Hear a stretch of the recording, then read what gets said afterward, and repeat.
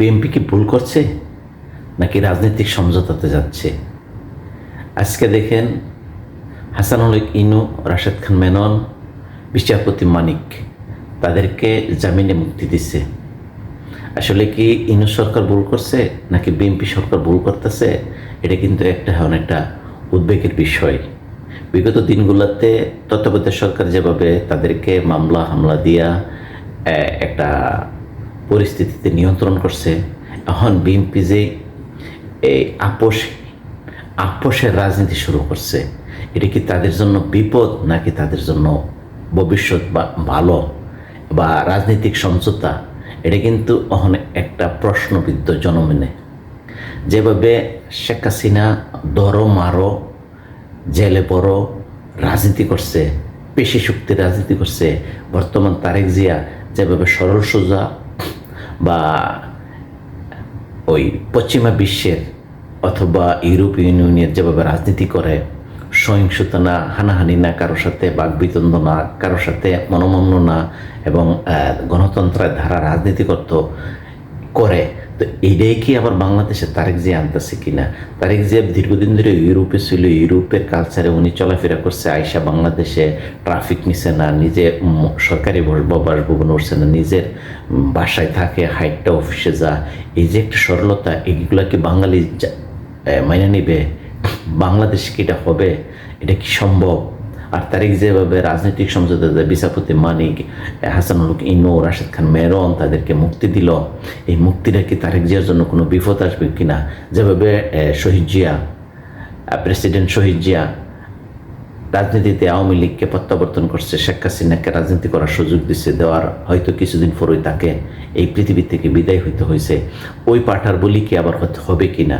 বর্তমান যেভাবে তারেক জিয়া সরলতা এবং তাদেরকে জামিনের দিচ্ছে, এগুলা কি বাংলাদেশে আদৌ কি সম্ভব হবে কিনা?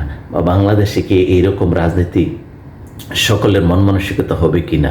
কারণ আওয়ামী লীগ সরকারের আমলে যারা অন্যায় করছে তাদেরকে যদি এইরকমভাবে সরলভাবে জামিন দেওয়া হয়, আর এই জামিনে কিন্তু তারেক জিয়া, বর্তমান প্রেসিডেন্ট জনাব তারেক রহমান, এই জিনিসটা কতটুকু ভবিষ্যতে ওনার জন্য ভালো মন্দ হবে, এখন কিন্তু বিএনপির যারা নীতি নির্ধারক আছেন তারা যদি সঠিক সিদ্ধান্তটা না নেন, ভবিষ্যতে কোথায় গিয়ে দাঁড়াইবে বাংলাদেশের রাজনীতি, এটা কিন্তু এখন দেখার বিষয়। কারণ দিন শেষে আমরা বাঙালি মানুষ, আমাদের নীতি নৈতিকতা কিন্তু পশ্চিমা বিশ্বের মতন না।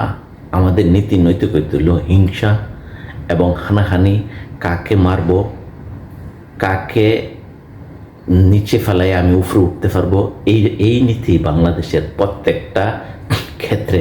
আর এই ক্ষেত্রটা যদি জনাব তারেক রহমান উপলব্ধি না করতে পারে, হঠাৎ করে নিজে এখনও 1 মাসের উপরে মাত্র হইছে, 6 মাসও গেছে না, 1 বছরও গেছে না, এর ভিতরে যদি এরকম শুরু করে, এখন হাল কেটে কুমির আনতেছে কিনা জনাব তারেক রহমান, এটা কিন্তু এখন বিএনপি যারা নীতি নির্ধারক আছে, এই সিদ্ধান্তটা কিন্তু খুবই গুরুত্বপূর্ণ যে রাজনৈতিক সমঝোতাতে যদি যায়, বাংলাদেশের মানুষ আদৌ কি এটা মান্য নিবে কিনা? এরকম রাজনীতি বাংলাদেশ কতটুক সফলতা হইতে পারবে জনাব তারেক রহমান?